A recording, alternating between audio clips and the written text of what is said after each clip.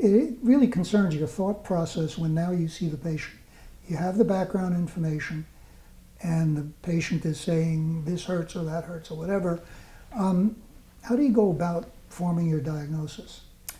So I think that a really important part of diagnosing is listening and the history, because I think the patient themselves is often a very aware of their symptoms, and if you really listen, a lot of times the diagnosis can be, I can have a relatively good idea of what the diagnosis is just from the history alone.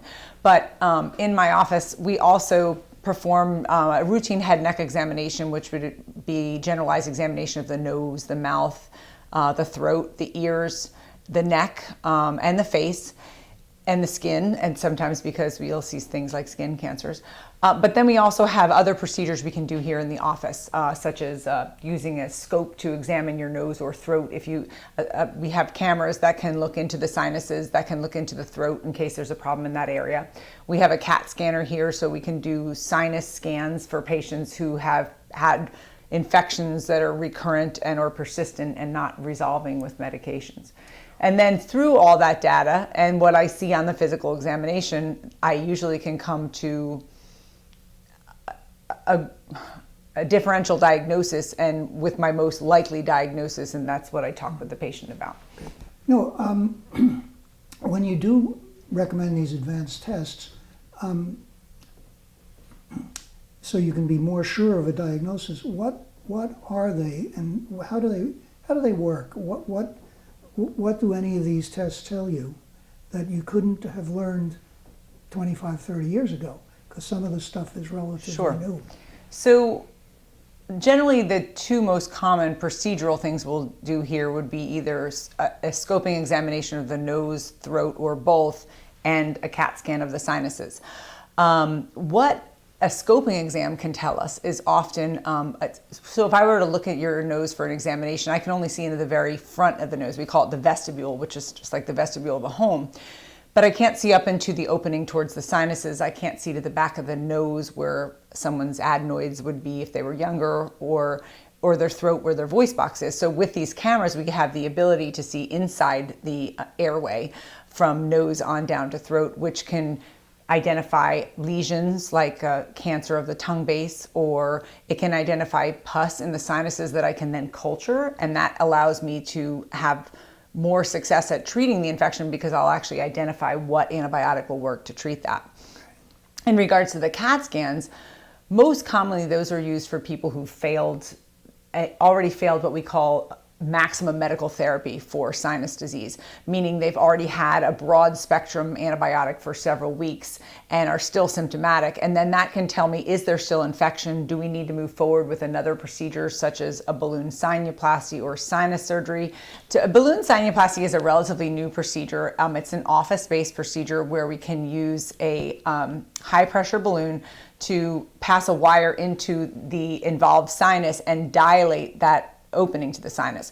What it actually does is it microfractures the bony opening to the sinus, which then allows better drainage of the sinus.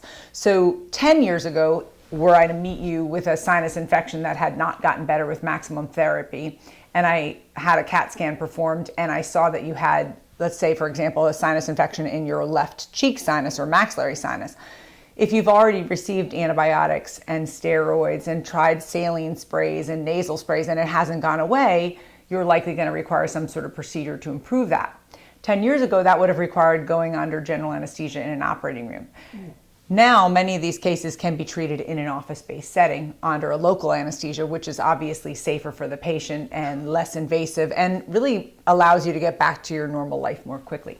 Great. No, I'm delighted to hear that these things can be handled, because at one time it was thought I had sinus headaches when it turns out I have migraines.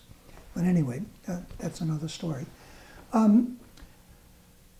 Once diagnosis has been determined and you decide on what sort of treatment you recommend to the patient, how do you involve the patient in the process, getting them to agree with and play along with your recommendations?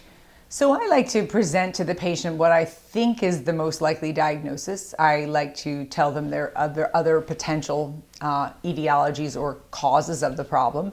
And I explained to them a lot of medicine now is being not controlled, being guided by recommendations from our national academies. So we are under the guise of the American Academy of Otolaryngology. And what has happened over the last 40 plus years is science is now being used to compile what treatments would be best for the general person. And so I explained to the patient, if I think they have, for example, a sinus infection, which we would say call chronic sinusitis if it was going on for 2 to 3 months' time, then I would say that the American Academy of Otolaryngology would suggest a broad spectrum antibiotic for a minimum of 2 weeks, oftentimes with an oral steroid depending upon the patient's other medical problems or medicines, as we talked about. And then if things have not improved at that point, then proceeding with a CAT scan. So I like to use the guidance that I'm being given by my academy and explain those reasons to my patients with treatment. Mm-hmm.